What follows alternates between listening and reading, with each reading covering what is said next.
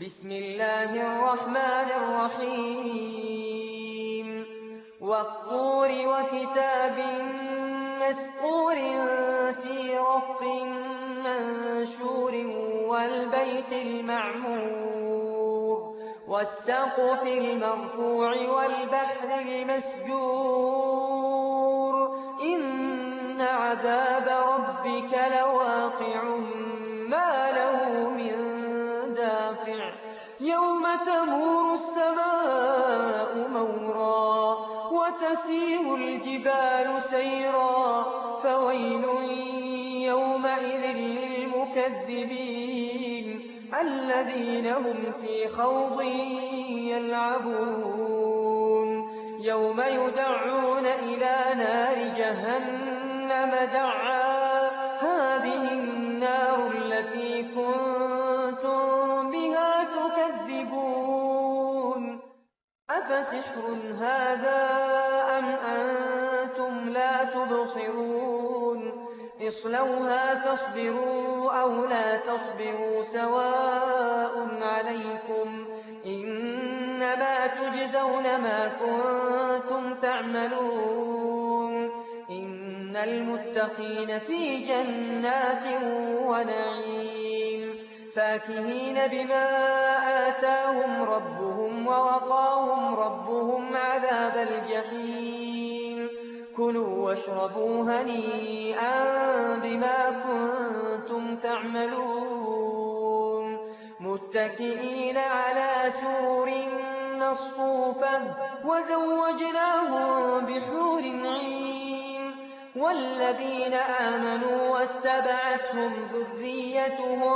بإيمان ألحقنا بهم ذريتهم وما ألتناهم من عملهم من شيء كل امرئ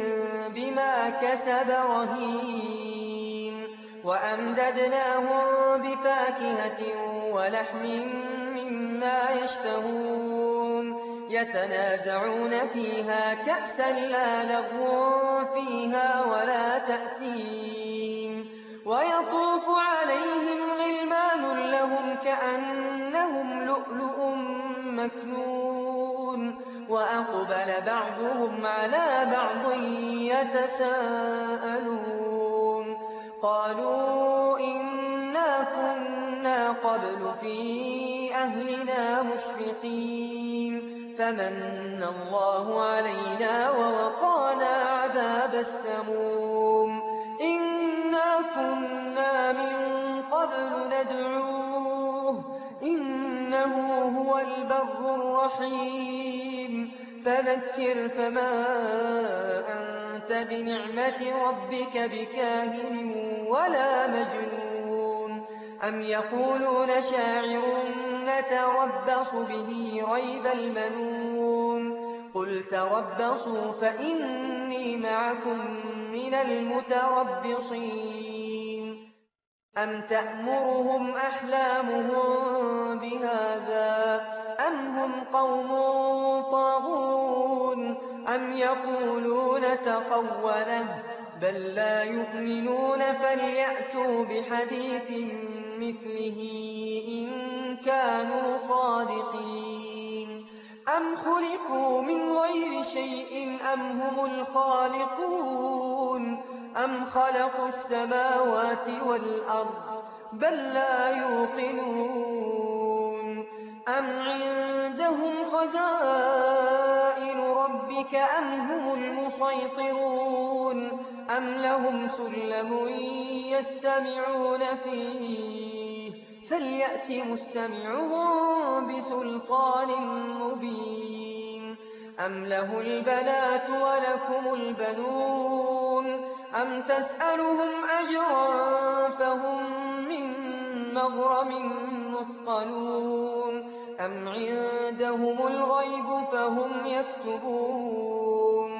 أم يريدون كيدا فالذين كفروا هم المكيدون أم لهم إله غير الله سبحان الله عما يشركون وإن يروا كسفا من السماء ساقطا يقولوا سحاب